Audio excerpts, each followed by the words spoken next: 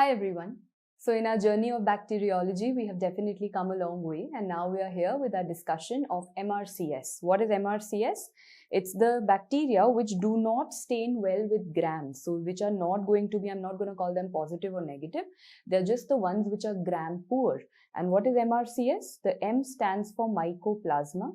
Mycoplasma is something I'll be dealing in the miscellaneous bacteria chapter. R is for rickettsia. Again, they are gram poor. C for chlamydia, and S for spirochetes. So I'm actually beginning with my discussion over here with spirochetes because that is what worries the students a lot. So yes, MRCS are the ones which do not stain with the gram stains. So now let's move forward. When I talk about the spirochetes, I want to first explain the meaning of the word to you. So spiro definitely means spiral, and chete means hair. So this is going to definitely be something spiral and very, very thin like a hair. Okay, so let me show you the classification. This is the classification that we have of spirochetes. We have the very, very famous Treponema, then we have Borrelia, and then we have Leptospira. How do I differentiate? T for T. So Treponema is the one that is going to have very, very tight coils. You can see the spiral, it's very tight. You know, it's so tight that it has started looking somewhat like a nail or a screw, isn't it? And that is how I've learned it. Because it is very, very tight and looks like a screw, what is the motility? It's the corkscrew motility that it has. So simple, the one that looks like a screw is going to have a corkscrew motility, that is T for Treponema, T for tight.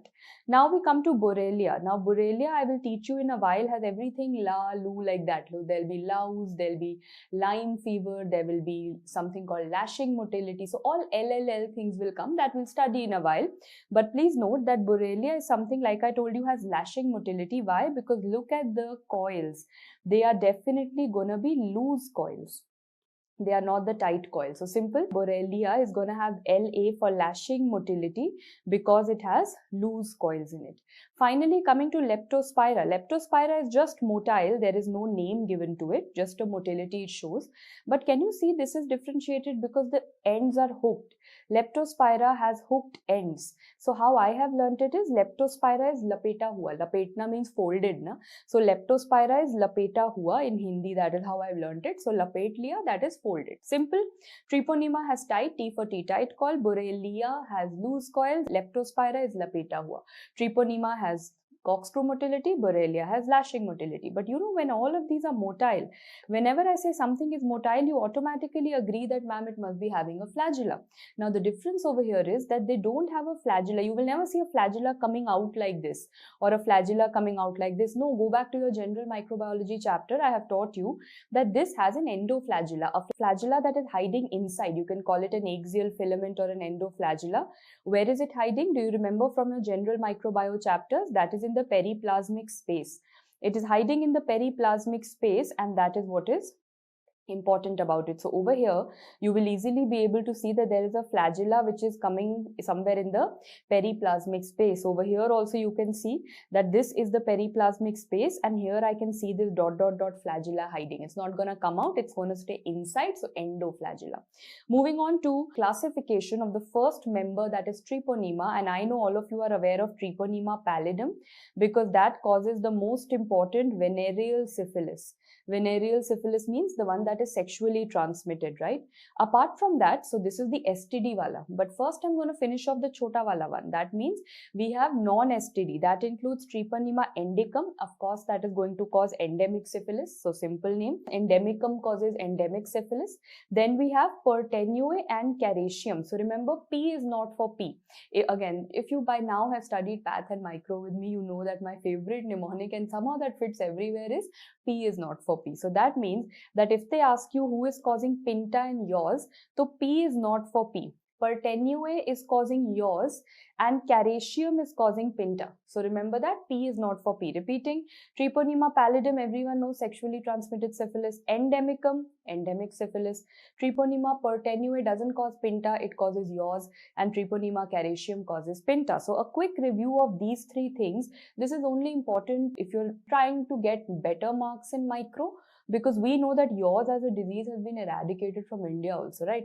So yaws, endemic syphilis and pinta. For that, I want all of you to learn a yonic kid called Pintu. So we have a yawning kid named Pintu. So firstly, the yawning will definitely mean that I'm talking about a disease called yaws, and Pintu will definitely tell you that you're talking about a disease called Pinta. So I'm currently talking about yaws and Pinta. This means I'm talking about yaws and Pinta. So you can see Pinta over here. How do you yawn? You always put your hands out, na? You stretch your hands. So yaws will always remind you that kuch to extremities wala thing is there. Kid will remind you that this is occurring somewhere in children. And also when we yawn, guys, what do? If I am yawning, it's contagious, right? You will also start yawning. And once I yawn, then I yawn multiple times because I'm too bored. So yawning is associated with relapses. This means yaws is going to be associated with relapses. Now let's start doing this. I told you, in fact, this entire thing, not just yaws and Pinta, even endemic syphilis, all of them are in some stage of childhood. So that's why I said it's a kid. All of them are in childhood. Okay, which of them is going to have relapses? I told you yawning is contagious. It's going to happen again and again, right? So we have yawning, that is going, yaws is relapsing. Others are not going to have relapses. Okay, coming back to yaws and Pinta. I told you, when Pintu is yawning, when Pintu is yawning, he's stretching his hands out. So who is going to have a problem in the extremities? The extremities wala problem will be yaws and Pinta, whereas endemic syphilis is, think what is left. Yawning mein Pintu has extended his hand, but can he yawn without opening his mouth? So endo, inside his mouth, oral. Endemic syphilis is going to be oral lesions. And if it is oral lesions, now I will ask you, how are they spreading? So please remember that the ones which were happening in extremities, yaws and Pinta, of course extremities mein skin hai, so they are having skin to skin spread. And endemic syphilis is something which is happening in the mouth. So in the mouth it is associated with kissing. Finally, coming to the features, please, this if you can learn, that yaws is associated with ulcerative papilloma, Pinta is associated with a non-ulcerative papule. Not very important as a feature, but what you definitely have to know is what I can repeat. When I said yaws and Pinta, when you yawn, you put out your extremities. So this is the one that occurs on extremities. This is the one that is skin to skin. Endemic syphilis is going to happen inside the mouth, and that is associated with kissing. All of them are children, right? And which is the only one relapsing? So yawning is going to be again and again, yaws is going to be relapsing, right? Now finally, these three are over for us. I can concentrate on the main one, and that is Treponema pallidum, that is venereal syphilis. Means we are talking about syphilis which is sexually transmitted disease. So your first question is going to be, yes, this is venereal syphilis, this is sexually transmitted. The incubation period is very interesting, easy to learn. 9 to 90 days, it has quite a long duration. 9 to 90 days is the incubation period that we are going to have for syphilis. And how many stages do we have? We have primary syphilis, secondary syphilis, tertiary syphilis, and that is what I'm starting with. Now, we all know sexually transmitted disease means we are having a genital ulcer here. But note, when I say syphilis, your mnemonic is going to be syphilis. If anyone asks you that what is the ulcer and what is the lymph node, you will say everything is painless. So now tell me, this lesion is known as a hard chancre or Hunterian chancre. What is that meaning? Hunterian, firstly, is the name of the scientist. Hunterian, basically, I'm no need to write this, only for knowledge history purpose, I'm telling you. Hunterian is the one who distinguished it from gonorrhea wala, because gonorrhea is also a genital infection. So Hunterian scientists defined it, so they called it Hunterian. But what do you mean by hard chancre? Hard basically means that it's going to be extremely indurated. It's going to be extremely indurated, and chancre tells you that there is going to be a genital ulcer. Now my next question is that this ulcer is going to be painful or painless. I've told you beforehand, everything in syphilis is going to be painless. So the ulcer is also painless, and so is the inguinal lymph node. Everything has to be painless in this situation. Everything is painless. Simple. Okay, what else? If I look at it carefully, is it giving that a little shiny glaze kind of an appearance? Because it is covered with a thick, glary, glazy exudate. That is also one more thing, and in most of the cases it is avascular. But your take-home message is it is a hard chancre, not a soft chancre. Why? Where did you study a soft, not chancre, chancroid? Where did you study soft chancroid? In bacteriology, you have done something called Haemophilus ducreyi, and I have taught you that crying, crying. So that is going to first be very, very painful, crying with a lot of pain. So crying with a lot of pain. And obviously people who cry are a little soft-hearted. That is what they say. Crying means you are soft-hearted. So soft hoga because crying with pain. And ducree-chancroid. Ducree-chancroid. So simple. When I say ducree, you say chancroid. You don't say chancre. You say chancroid for ducree. And crying hai, so this means you are a little soft-hearted. And why are you crying? Because you're having a lot of pain. So if this is soft, this becomes hard. If this is having pain, this becomes painless. Simple, opposite chal raha hai. This was about primary syphilis. Now you will ask me what is the healing aspect. So please note that this is basically going to heal in approximately 10 to 40 days. And this is going to leave a thin scar. That is one thing that can happen. But also what can happen is that the patient enters into secondary syphilis. Secondary syphilis means 2. Now everything, listen to me carefully. Firstly, after approximately 3 months, this can happen of primary syphilis. Then these patients are going to suffer from condylometalata. Can you all see these nodules? Where are they present? At the mucocutaneous junction. Look at how I'm writing it. Condylometu latu, which is occurring at the mucocutu junction. Why did I say I'm putting in the word tutu everywhere? Because you need to know these are features of secondary syphilis. So remember, condylometu latu at the mucocutu junction is going to occur. Apart from that, so these are sorted. Condylometum latum. Now we come down to there are involvement of two hands and two feet. Of course, we have 2 hands and we have 2 feet. What is going to happen in those 2 hands and 2 feet? We are going to have these rashes, the papular skin rashes. So is everyone sorted with the 2 features that are going to take place in secondary syphilis? Number 1 is condylometu latu at the mucocutu junction, 2. And the second feature is 2 hands and 2 feet are going to show you rashes. Secondary is done. Now after this, obviously next one you expecting tertiary, but sometimes what can happen is patient tends to sleep off. Means suddenly all these clinical features are going to vanish, but that doesn't mean that the patient doesn't have syphilis. The serology, the tests are positive, but the clinical symptomatology is not there. This can be quite a dangerous condition, especially when a person is coming for a blood donation. He doesn't have any symptoms, but his serology is positive. He has syphilis. So this can be a sleeping phase which will later on wake up and can be a problem. But yeah, you were expecting the tertiary syphilis. So here we have tertiary means that now different organs are going to get affected. Number 1, there are benign tertiary syphilis. Benign tertiary syphilis means this results in the formation of gammas. Gammas are seen in the bone and the skin. You can see these gamma lesions over here. And I want to ask all of you, G for gamma, and I'm asking you a question from pathology. Microscopically shows you what? G for granulomas. If you remember, go back to your patho lectures. I have taught you gammas show you granulomas, and what is special about this granuloma? That their plasma cells are in abundance.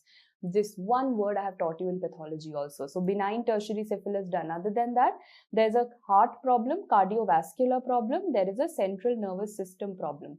So dono mein three things because we are talking about tertiary. Let's get going. Cardiovascular. Number 1, there is obliterative endarteritis of vasa vasorum. You know what is vasa vasorum? Vasa vasorum is artery supplying the artery. So for example, if this is a blood vessel, this also needs blood. So there are going to be tiny blood vessels which are supplying blood to it. So it's blood supply of a blood vessel only. Those chota blood vessels are known as vasa vasorum. These ones over here, the ones in pink, and they show you obliterative endarteritis. Apart from that, there are aorta. Everything about aorta is involved. There is arch of aorta, ascending aorta, aortic valve, everything aorta is involved. So when I talk about ascending aorta and arch of aorta, you will say they will show aneurysms. And when I talk about the aortic valve, that will show aortic aneurysm. So everything about aorta is definitely going to be involved. Now we come to neurosyphilis. So very important things coming up. Firstly, it causes aseptic meningitis. I hope you remember. Aseptic meningitis was also seen with TB. Very important. So aseptic meningitis. Secondly, it causes stapes dorsalis and it also causes GPI, general paresis of insane. And as per medicine highlights, you know that insane word has been removed and now it's just general paresis only. So remember, aseptic meningitis, stapes dorsalis and GPI or general paresis is what is the neurosyphilis. Now before I go on to the others, can you tell me out of these, so kya tha? Cardiac involvement, neural involvement and gammas. Where do you see the tree bark appearance? This is a question which I'm asking you from of course pathology, but let's see how many of you have revised my pathology lectures, vascular chapter before coming here. Which of them shows you the tree bark, or I'll put it easy for you, tree bark appearance is seen in aorta. So of course it is seen in tertiary syphilis, right? Tree bark aorta, because I told you everything is aorta, right? So tree will always remind you of 3. So remember, tree bark aorta is seen in which syphilis? It is seen in tertiary syphilis. Okay, but I'm again and again saying syphilis happens because of sexual transmission. You'll say, is there any exception? Someone has syphilis because of Treponema pallidum, but not sexual. Yes, non-venereal.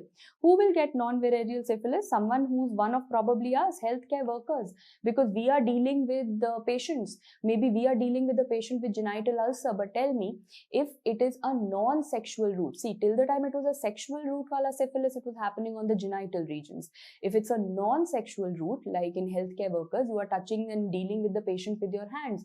So where do you think the chancre will be? The chancre will be on our hands also. So we have to be very careful. This means the chancre is going to be at extragenital sites.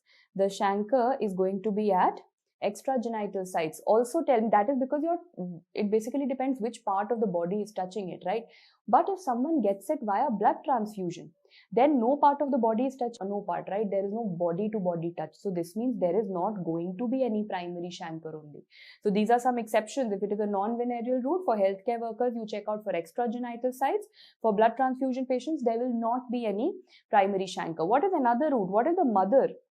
The mother is going to give the disease to the child, of course. That is a mother to child transmission via the placenta, of course. Transplacental, how is it going to manifest? It is going to manifest in the form of bony lesions, guys. The child is going to have osteoperiosteitis. And do you know some classifications? What happens on the nose? Come on, you know this appearance from pediatrics very well.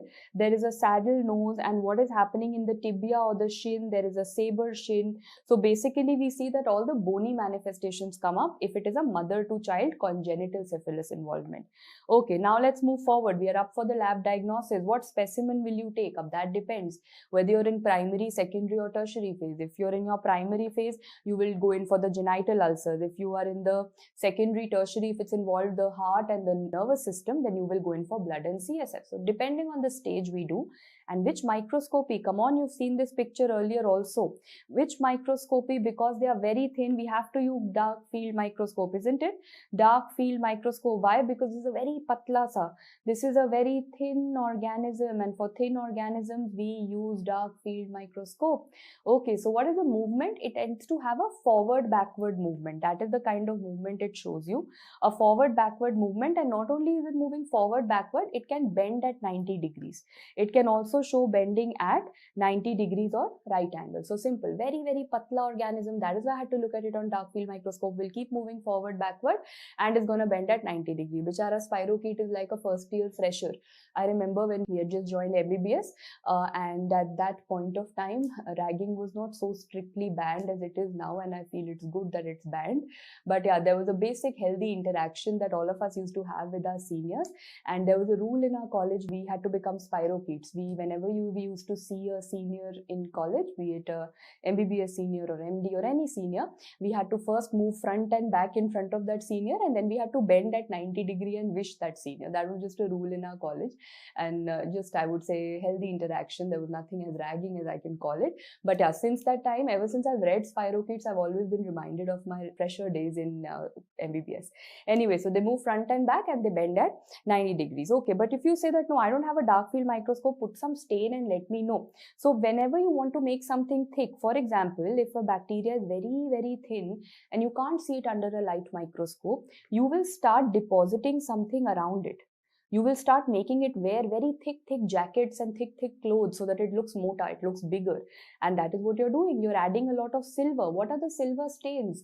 The silver stains are Fontana's method and Levadity's method. Remember, F for F and TI for TI. If you have any films, means any FNAC, smears, any films are given, you will use Fontana. And if you have any TI for tissue samples given, you will use Levadity. So simple, guys. I hope you've understood. You will use F for Fontana when films are involved. You will use Levadity tissue samples ke liye Levadity, and they will look black like this, because I think this much of information by all of you know that it gives a black color. Done with this also. So if you have a light microscope, how can you see it under light microscope? By adding all these colors.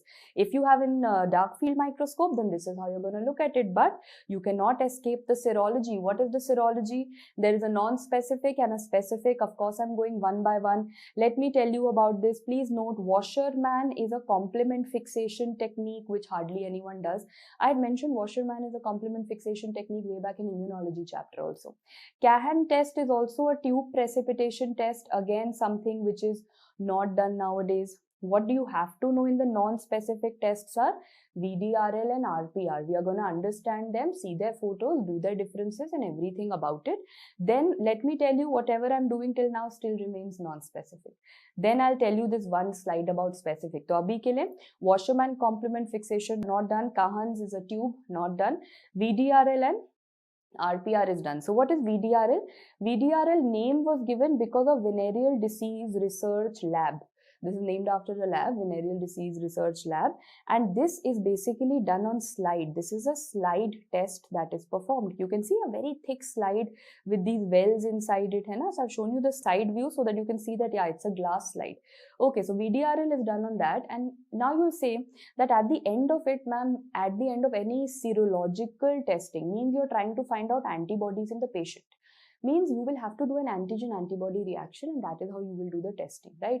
So if you are having antibody from the patient, means you've got a sample from the patient. You know, let me tell you, VDRL is going to be very, very difficult in real life. That is how we used to learn it. VDRL is very difficult to do in real life because there are so many steps involved. So listen to me. You take patient sample, you can't use it as it is. So whatever you've taken from the patient, you will have to heat inactivate the serum. Fine. After that, you will say, okay, koi bhi antigen dal do? No, you have to put a special antigen known as cardiolipin antigen. I know many of you will ask me, what is cardiolipin antigen? So the mnemonic for cardiolipin antigen is cardiolipin. Why? Because please note, cardiolipin antigen has Li for something to do with lipids. So it has the lipid extract of beef heart. Okay, then it has another L that is going to be lecithin. And it has another L, another lipid, which is nothing but cholesterol. So basically, cardiolipin, cardio to tells me that there must be someone's heart involved in it. Of course, beef ka heart is involved in it. And lipin tells me that everything is going to be lipid. That means there is a lipid extract. So if I break it, there is lipid from the beef heart. Okay, that is one lipid. Other than that, lecithin is also there. Other than that, lipid cholesterol is also there. So I will need that complicated cardio. Bahut zyada difficult na, very difficult in reality. So remember, cardiolipin antigen is needed. Then you will take the patient's blood, heat inactivate it. Then you will mix it, and then you will get clumps. You will get to know, okay, he or she has the antibodies. So I realized that this is very, very difficult to do. Further beyond that, you are telling me, itna kuch kara, you did so much of effort, and then you are saying it's a non-specific test. It's not even specific exactly. It's gonna give you a lot of false positive. Everyone who gets a VDRL positive is not syphilis positive. What is VDRL ka false positive? Very important question in medicine. Long list. Students mess up. I've given you a very simple mnemonic. If someone says, when is VDRL gonna be false positive, the mnemonic is VDRL false positive. So listen to this. V for viral infections like infectious mononucleosis. D is going to be for drugs like prokinamide. R is going to be for rheumatic fever. VDRLL, lupus and leprosy. So please remember, viral infections also have antibodies.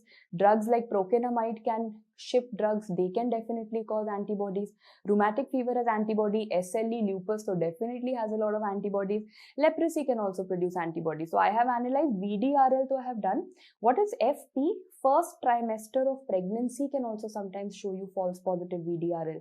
So please note that this is early pregnancy. I have learned early pregnancy ki jagah, I have learned first trimester, so that my mnemonic is complete. First trimester of pregnancy can also show you. Simple na? Good mnemonic, I hope, yes. So I'm probably praising myself. I hope you are doing that on the other side too.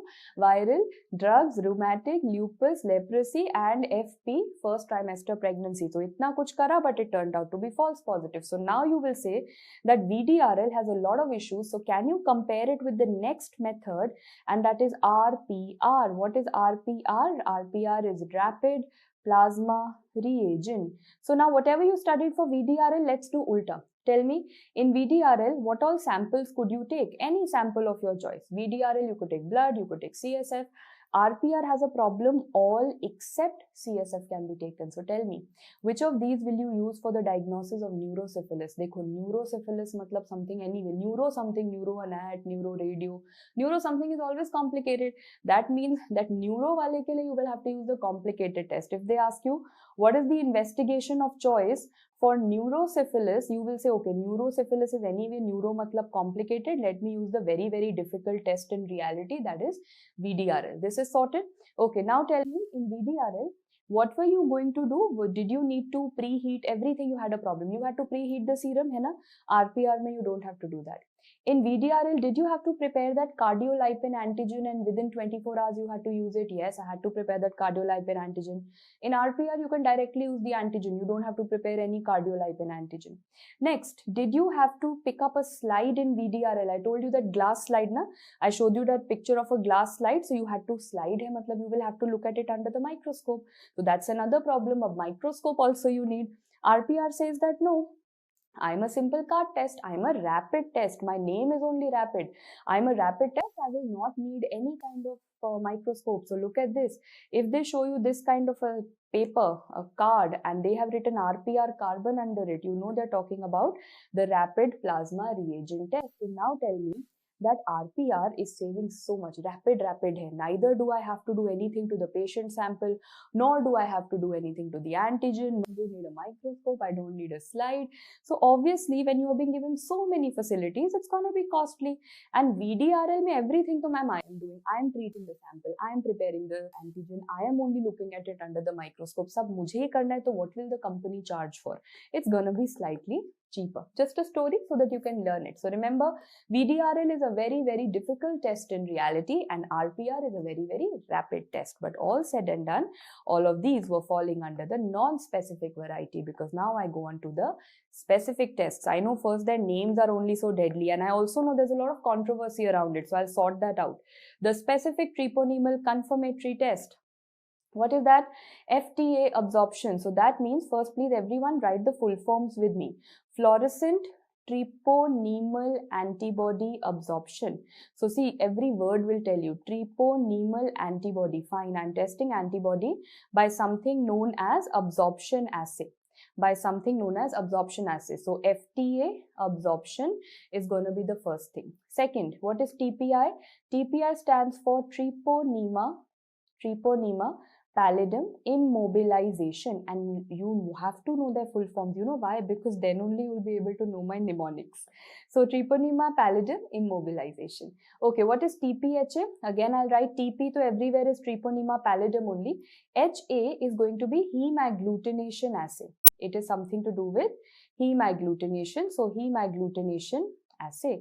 And TPPA, treponema pallidum particulate assay. So now there are a couple of questions which are coming up to everyone's mind, that please quickly tell me which out of these is said to be the most sensitive, which out of these is said to be the most specific, and which out of these is gonna be important for congenital syphilis. Which of these is important for congenital syphilis? So firstly, sensitive. Ab dekho, if I say who's sensitive, if I talk about someone who's a very sensitive, emotional person, you'll say, ma'am, that person absorbs everything in his system. Anything you say to him, he's very sensitive. He will take everything to his heart. So anyone who absorbs everything in his system is very sensitive. So what is the most sensitive test? FTA absorption is the most sensitive test. Thoda life lessons also we keep doing. Now, which is specific? Specific means more specific, only for treponema pallidum, only cheering for treponema pallidum. Specific means it's not gonna move and any other organism cannot make it move. It is immobilized. That test is immobilized. This means TPI is the most specific, followed by TPPA. So if you have to select one best, it is TPI, but still that is MCQs ke liye. You know why we don't prefer TPI? Basically, TPI tends to use live treponemes. It uses live treponemes, as a result of which we cannot use it all the time. That is why I've given you two options. If TPI is there, very good. If not, then we will go for TPPA. But what do I use for congenital syphilis? Now listen to this also very carefully. If you are given these four options, children are also very, very sensitive. So children ke liye bhi sensitive, absorb kar lo. So children ke liye also you will use FDA absorption. But if they give you an option between all of these, पहले तो I was only giving you these four options, so you ended up marking the absorption wala. But if I give you all of these, so remember for children now they are saying VDRL. Children are difficult, na? Very, very difficult to grow up children. So please remember VDRL is now coming across as a better technique than FDA absorption. Okay? So now I've tried to put in the most controversial, and don't come back to me saying, ma'am, either this was written, that was written, some other source has taught me this and that, because I've done ample amount of research on this from a lot of journals and I'm giving you the most accepted information. So yes, there will be a controversy. Be ready for that because we have so many studies going around it. Repeating, the most sensitive people absorb a lot of information, FT absorption. More specific, the immobilization one, but that uses live treponeme, so TPPA can also be used. Congenital syphilis, out of these four, it's going to be FT absorption, but overall the better test is going to be VDRL. Just one more question that I have. For doing all these confirmatory tests, what are the strains of treponema that you're using? There is something known as the Nicole strain. The Nicole strain is being used for all of these tests. I hope it's okay. So let me take a test for you guys. It's a case of congenital syphilis. Till now they are saying FTA absorption test is the best, but now do you want to give a better test than that also? What will you fill in the blanks? Now even VDRL is considered better. Very good. This is done. What do we move on to next? We are going on to the treatment aspect. You know, it's a case of benzathine penicillin for primary, secondary, latent, all stages. But if you're going in for neurosyphilis, neuro is always going to be something which is more dangerous. So penicillin G is always preferred. Penicillin G is always going to be preferred. I hope you also remember that this can result in the Jarisch-Herxheimer reaction. This is something that I just wanted to correlate with pharmacology. So that could be a case over here. So I hope that's done. Treponema is done. What do we move on to next? We move on to the next part, and that is going to be Borrelia. And I already told you Borrelia, look at the spirals out here. Borrelia is going to have very, very loose spirals, and because it has Lu, you had to do which kind of motility is it going to have? It's going to have the lashing motility. Fine, but what are the different Borrelias? We have Borrelia burgdorferi, we have recurrentis, and we have vincenti. So no points for guessing that Vincent's angina is going to be caused by Borrelia vincenti. Recurrentis will cause something which is recurring, happening again and again. So that is going to be relapsing fever. And Borrelia burgdorferi causes what is left, and that is Lyme's disease. It is going to be Lyme's disease. Lyme's disease is important in India also, but USA, if you're planning to give any USMLE foreign exams, trust me, Lyme's disease question, I can vouch for it, will definitely come. So let's start one by one. Borrelia burgdorferi, Lyme's disease. As I was telling you, it's USA MENA. So this is the Lyme's disease caused by burgdorferi, is the most common vector-borne disease in United States of America. So you will ask me which vector? We are talking about the bite of which vector? It happens by the bite of the heart tick. So remember, the ixoid tick, the heart tick is going to result in this particular condition. And what is the incubation period? It's somewhere between, you can say, less than 1 week to 1 month. So 3 to 30 days you can learn. I hope you remember, before this we did syphilis. Syphilis had an interesting incubation period of 90 to 90 days.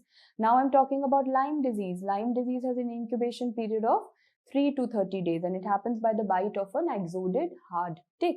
So how is it that the patient is going to present? Imagine there's a tick which has come and bitten. Will that area become very, very red? So first I'll start with rash. Then I'll go to different organs of the body like the brain and the heart and all of that. So please remember, the first stage will be localized infection. Then I will talk about different organs of the body. And after that, maybe the infection ended up staying even longer, then what will happen? So you've understood the chronology. First, you'll talk about the localized infection. So like I told you, this is the area where the tick bites. At the site of a tick bite, there is this word, guys. I wish I could enlarge it, zoom in and show it to you. Remember, I'm doing that multiple times because this is like to give you that Hindi serials wala, Hindi serial TV soap wala 3-time effect I want to give you, because this is so damn important. please remember that wherever the tick bites, there's a bullseye lesion. Bullseye lesion means target rash or bullseye or something like a ring. Means what? Firstly, what do you call it? You call it ECM, erythema chronicum migrans. What all does that mean? Erythema. Erythema means reddish color. Erythema basically means that there is a reddish color that is going to be produced. But why did I say chronicum? Because it goes on for a long time. And why do you say migrans? Migrans is because it will keep on going redder on the outside. It will gradually, the redness will keep on going on the outside. And as it will go outside, what will happen in the center? The center will dhire start becoming clear, like over here, then over here, then over here. So simple as that. As the redness is spreading, migrating outside, it's gonna become clear in the center. So simple, guys. I hope you've understood. Not only that, that is your primary, where the tick was biting, erythema chronicum migrans. After some time, you will see chota lesions in the periphery, similar small lesions called satellite lesions around it. Other than erythema chronicum migrans, chota lesions will be seen around it. And disseminated means it's going to other organs. It is going to the cardiovascular, the CNS, as well as the joints. So when I say cardiovascular, please remember it can cause AV block, it can cause myocarditis. When I talk about CNS, write it in bold letters. Another 3-time impact that I want to tell you. Facial nerve palsy. And finally, for joints, I've told you, joints are involved usually in the 3rd stage where patient ends up having Lyme's arthritis. So simple. First, there is a localized infection where there is erythema chronicum migrans. Dhire that will keep on spreading. It will become disseminated with chota lesions with cardiac and CNS involvement, facial nerve palsy. Put it in your mind because you will always get a history of there would be a tick bite, and following a tick bite, there is a reddish color, erythema chronicum migrans, and patient has had facial nerve palsy. It's a classical Lyme's disease. And in the end, there is going to be Lyme's arthritis. This is it? No, this is not the only CNS problem. In post or further in the disease, there can be one more disease that happens as a complication of Borrelia burgdorferi, can show you what we call as meningeal involvement. It can show you meningeal involvement, and meningeal involvement basically means that there is going to be brain involvement. Hai na? So simple. Banworth syndrome is what you call it. Borrelia burgdorferi causes Banworth syndrome, which is nothing but the involvement of the brain, and that is going to result in painful radiculoneuritis. Painful radiculoneuritis. You will ask me, what is painful radiculoneuritis? So that is going to result in pain and burning. So another B, there's B for burning. There is pain and burning, and radiculoneuritis means in certain radicals, means along dermatomes. Along dermatomes. So there is going to be dermatomal distribution that you notice. Just for your understanding, I'm telling you, you don't need to know in so much of detail. You just need to know Borrelia burgdorferi causes Banworth syndrome, which is a brain involvement in which there is going to be a burning sensation that we are going to have along dermatome. So now coming to the lab diagnosis of sample will depend on your organ, na? Which organ, or has it been the blood involvement or the nerve involvement or the CSF? So that depends on the sample. Okay, you can also do a biopsy. Again, if arthritis hua hai, so you can take a synovial tissue. If the erythema chronicum migrans is there, you can take a skin biopsy. What is the stain? WSSS. What is WSSS? Warthin starry silver stain can be used. Apart from that, you can use some kind of PCR also. Real-time PCR can also be used. You can do a serology, and serology means you're always going to do an ELISA in this case. Sorted. So there's nothing fancy that I told you, honestly telling you. Matlab usual hai. For everything you do PCR, for everything you do ELISA. Only thing for Borrelia burgdorferi you had to learn was Warthin starry silver stain. Coming to the treatment is ceftriaxone. That is also something you've read earlier. Borrelia burgdorferi is done. Now I'm left with the next one, Borrelia recurrentis. Something is going to come again and again. That means there is relapsing fever and relapsing fever. So that's not just Borrelia recurrentis. Remember, there is something called Borrelia recurrentis and there is something called Borrelia duttonii. One of them is louse bone, that is epidemic. One of them is tick bone, that is going to be endemic. So how do I learn so much of this information? Please note that when I'm talking about the recurrentis, this you've understood, it causes relapsing fever, but it causes louse wala relapsing fever. But Datoni has a lot of T's. So that I can learn that Datoni is going to cause the tick wala relapsing fever. Okay, so now how do I learn which is epidemic and which is endemic? So I'm going to say that louse reminds you of love, and you have to spread love all over, not just in endemic, not just in your locality. You have to spread love everywhere. So you have to spread love everywhere. This means love, of course, in today's date, thanks to all the dating apps that we have, love also happens again and again, recurrentis. Okay, it happens on every left and right swipe. So remember, you're going to spread the love again and again. So spread the love again and again means that you're talking about spread means all over, epidemic, love means louse, and everywhere, and again and again means it is going to be relapsing fever. That is the story of Borrelia recurrentis. But whom are you spreading love between? Of course, if they ask you between human to human or between human to animal. So now this kind of online dating love is of course happening between human to human. So this is going to happen between human to human, and this is louse related. So now the next question is the louse going to just abrade or just rub over the skin, or is it going to bite? So remember, this is the story of a lazy louse. See, any of you who've been in a relationship or are currently in a relationship, you know that once you enter in a relationship, you tend to become just very lazy. So this louse has also become very lazy. This is a lazy louse. It is not going to bite. It is not going to bite. It is just going to go and get crushed on the skin. So it's a lazy louse. Whereas when I talk about now the other one, see, if that was epidemic, other one is endemic. If the epidemic was louse bone, endemic is tick bone, and that is caused by Datoni. If epidemic was between human to human and the louse was getting crushed, now the next one is going to be between animals and tick. The other one is going to be between this tick and animals, right? And that is going to happen because of a tick bite. Over there's no lazy louse happening. So remember, jo tick wala hai, wo bite se hota hai. Jo louse wala hai, that is a lazy louse. So learn any one story. Nice story I've told you about a relationship. That is, this is a person who's fallen in love and he's spreading love all over the world, epidemic louse, and he's having love again and again. So recurrentis is the organism, and this love is between human to human, and that person has become lazy. It's a lazy louse which is just going to get crushed. Now let's move forward. What is the pathogenicity that we have to know? So my first word is, it is a relapsing fever.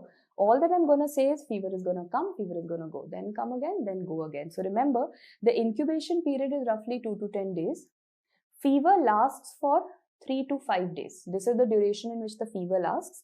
Until the time the fever will last, you are gonna see abundant organisms in the blood. So you will say that, okay, fever hai, so organisms are there in the blood sample.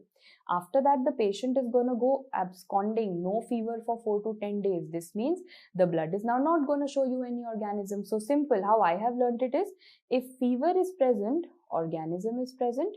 If fever goes absent, the organism goes absent. So when do you think you're going to take blood sample from this patient? When he has the fever, of course, that is when I call him for a blood sample. So he's going to be afebrile for 4 to 10 days, and then again he's going to relapse back. Again he's going to have fever, and then again the blood organism will come back. So fever hoga, nahi hoga. This is exactly how love these days is. That is why I was telling you the story of online dating apps. You are having a love connection for a few days, and then someone goes absconding, right? Someone ghosting. That's a new term, right? That is what they say. The person has gone ghosting. So same over here. Love is happening for a few days, and then after that there is ghosting happening. Then again love is happening for a few days. Then again ghosting happening. Simple. So fever, then no fever. Fever, then no fever. Fever hai, organism hai. Fever nahi hai, organism nahi hai. Now remember, if I have to take the sample, tell me, when do you take the blood sample? During the fever, during the pyrexia phase. And which microscopy will you use? I've already told you these are very thin organisms. We always use dark field microscope, and we can either use the silver stains, we can also use the Giemsa and Leishman. You'll say, ma'am, right now you told me these are all silver stain wala organisms, but Borrelia is something that you can use Leishman and Giemsa also. Culture, there are no cultures over here, and for serology everywhere I use ELISA, wo copy paste karna hai. What is the treatment, guys? We are gonna give tetracyclines and chloramphenicol, and there is no vaccination available for this Borrelia that we have. No vaccination for relapsing fever. What are we left with? Borrelia Vincenti. What is it going to cause? Of course, it is going to cause Vincent's angina, and this is also something which is normally present in the mouth. So whatever is going to cause in the mouth only. Na? It is an ulcerogingivostomatitis. That's how it's a kind of a a tongue twister. It's an ulcerogingivostomatitis, so something in the mouth, because it is normally also present in the mouth. The same microscopy copy paste, dark field microscope, the same PCR, the same ELISA, everything goes the same, nothing new. Treatment is going to be penicillin and metronidazole. Now I want to ask you, does Borrelia vincenti have a symbiotic relationship with someone? Does Borrelia vincenti that is a spirochete, have a symbiotic relationship with Fusobacterium? Yes. So what do you call it? See, Borrelia vincenti is a spirochete and Fusobacterium ka Fusolia. So together they are known as Fusospiroketosis. That tends to occur as a symbiotic relationship. So there's no, at the max, Fuso ke saath, to everyone will know Fusobacterium. They can just ask you which spirochete. So you need to know it is Borrelia vincenti. So where are we, guys? Treponema done. Borrelia done. Now the Lapetava story. This means Leptospira. And how have I written? Leptospira I have written. I'll tell you why I wrote it like that. Leptospira RRRR. Firstly, what does it cause? So remember, I'm going to add one more over here, R over here, because I think I'll be needing many more R's in this story. That is I have learned it, Leptospira, that is rotating wheel jaisa. I'm saying Leptospira, ra, ra. So remember, Weil's disease is what it causes. Weil's disease, sab kuch, if you remember, everything in it was Lapetava. Do you remember how the Leptospira was going to look like? I've already shown you. I'll show you once again. Remember, it was the organism that had hooked ends. Yes, it's Lapetava. So same way, it's going to have a Weil's disease. And what is Weil's disease? The full form is very important. It is known as icterohemorrhagic fever. That is what is the real name, in fact. Icterohemorrhagic fever means there is going to be jaundice, there is going to be bleeding, and there is going to be fever. And why is that happening? It is also known as one more thing. So one is icterohemorrhagic fever, one is known as hepatorenal syndrome. So if they ask you which are the two organs most commonly involved, it is liver and kidney, hepatorenal syndrome. What is the classification, guys? There are many Leptospira. I just want you to learn the pathogenic one, that is interrogans. Another RRR coming your way, na? So it is going to be interrogans. So first and foremost, I have learned Leptospira, konsa interrogans wala. Now 3 more R's I'm going to take out of it, because now I will tell you that this happens to be a zoonotic disease, something to do with, no, R for, there's going to be a rat. Okay, there's going to be a rat in the story. Then R for, there is going to be rainy water. So there's going to be clouds and there's going to be rainy water in the story. And the next R is going to be the rice field. So you're going to see some nice rice fields also in the story. Okay, so if you see that they are saying that there is rat urine which is going to contaminate the rainy water. And rainy water is for which fields? It's for the rice or the paddy field workers. So what did I say? If rat urine contaminates rainy water, and that is basically the rice paddy field workers are walking on that, so they will get infected. Of course, they are going to get infected. So basically, kya hai? There's no bite happening. So you will very clearly see over here, there is no bite happening at all. This is just a contamination of rat urine in rainy water, and the paddy field workers are walking over it. I hope everyone's okay with this, because now I am able to tell you what is this illness. Very important. Suddenly you will be like, you want to run away. So much of information written. Trust me, it's very simple. There's a first stage where there's more of septicemia, main disease. Second stage is when there will be starting of immunity development. Antibodies aa jayenge. Okay? So first stage is going to last for 10 days. Second stage will last up till 30 days. Okay? 10 days, 30 days. Now tell me, if you're saying ictero, I'll pick up jaundice. Then you're saying, and also, why am I saying ictero? So jaundice. So you'll say jaundice matlab kaun sa organ, ma'am? You're also calling it hepatorenal syndrome. So everything to do with hepato. There will be raised liver enzymes that you're going to notice. Okay, so ictero and liver is done. Hemorrhagic. Hemorrhagic means that these patients are going to have so many hemorrhages on the conjunctiva, the skin, the pulmonary. And I called it hepatorenal syndrome. So there is definitely involvement of renal. Renal matlab raised creatinine. Hepatorenal syndrome, icterohemorrhagic fever. So of course there is high grade fever. Did you have to learn even one thing? And the same copy pasted in the next one, but little less severe. So repeating, ictero means jaundice, hemorrhage means hemorrhage, fever of course fever, hepato means liver enzymes are raised, renal means creatinine is raised. That is the Weil's disease or the diseases that I've told you. So in the first stage, when it is septicemic, you will find the blood and the CSF, everything showing you the organism or showing you the sample to be collected, but for later stage you will take the urine from the patient. And which of them will show you IgM? Ma'am, the immune phase is the second one. That is when you will start seeing the presence of serology. What is the treatment? In the first part or the first stage, it is going to be doxycycline, and the second stage is rather refractory, and that is when you have to go in for penicillin. Okay, so if I have to show you the organism as a lab diagnosis under the microscope, I think you know the microscopy that you will be using, dark field microscopy, and you know that it is the one that is going to have hooked ends, and that is what I taught you now. It is Lapeta Hua spiral. Lapeta Hua spiral. So if I go all the way back, I told you it is lepto spy, and I used 5 R's in it. So firstly, R I have said it is going to be what? Interrogans, Leptospira interrogans. Then I've used the 3 R's in rat, rainy water and rice water fields. There is 1 R still left, because now I'll tell you it tends to make, firstly, there are 3 scientists wale media. Okay, EMJH media, then you have the Korthoff media and the Fletcher media. But this one, EMJH media, shows you the presence of R for ring. There is something known as Dinger's ring. Can you all see? There are 2 tubes. This is one, you can see the level of the media. But can you see in one of them there is a ring below that? Yes, that is known as the Dinger's ring that you see in EMJH media. So finally your last R is also done. It shows you the Dinger's ring. Right? In serology, very interesting. Serology shows you possibility of microscopic agglutination test. I have taught you all the agglutination tests. There is standard agglutination, cold agglutination, microscopic agglutination, right? I am going to teach you this one more time. What all have I taught you? I have already taught you the standard agglutination test that I had taught you for brucellosis, brucella in the last chapter. Now I'm teaching you microscopic agglutination test, and that is going to be for Leptospira. The next and the last chapter that I will teach you will be cold agglutination test, which will be for mycoplasma. And you remember that mnemonic? Cat sat on a mat. Cat sat on a mat matlab? That I've learned. Cat sat on a mat. But we had learned my. So my for mycoplasma, my billy.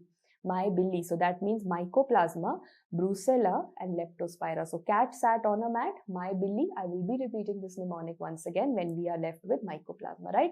So microscopic agglutination test for leptospira. Just for your knowledge, you should know that Port Blair has the National Reference Center for leptospira. So that is also done. Also, one more thing in epidemiology will really be helpful to you guys. For the lab diagnosis, we also have something called the Fiennes criteria, or Fiennes criteria is how they say it. So that takes, I don't want you to do the 25 ka total aayega, so what is it, 26 ka total aayega, that I don't want you to know. I just want you to know that this takes into account epidemiology. That is why I'm saying you will use it in PSM and medicine. It takes into account clinical and micro. So basically micro, medicine and PSM ka combination. The clinical data of the patient, the epidemiology data and the lab diagnosis with IgM, that is what is taken into account. And just you should know this fancy name that Fiennes criteria is for Leptospira. We are done with the Spirochete family. And guys, you are ready for some questions. Which of the following statements about the diagnostic modalities of Treponema pallidum is incorrect? Let's start reading. Let's do a true and false. Is VDRL is positive in secondary syphilis? Of course, VDRL can be positive. Okay, RPR is used as a diagnostic modality in CSF samples. No, if you're talking about neurosyphilis, I told you neuro is a very, very complicated version. You need the complicated test, and that is VDRL. So this is the false statement. Third, antigen used for VDRL is killed Treponema pallidum. No, we had done something called cardiolipin, isn't it? So this is also false. I realize 2 and 3 are false. I have that as an option, so that becomes my answer. Let's quickly pick up one more question over here. Identify the stain used for the diagnosis of the lymph node of a patient with suspected syphilis. Guys, syphilis, what all do we have? Warthin-Starry stain, no. Gimsa, no. Gomori methenamine silver, no. But I know that we have 2 stains which we use. We use the Fontana stain and we use the Levadity stain. These are the 2 silver stains that we are using. Of course, this is what we can. I have Levadity in the options over here. So yes, on that note, we have wrapped up our discussion of the spirochetes. We are now continuing with that MRCS mnemonic of ours, and we are going to go ahead and talk about the next family, that is Rickettsia and Chlamydia.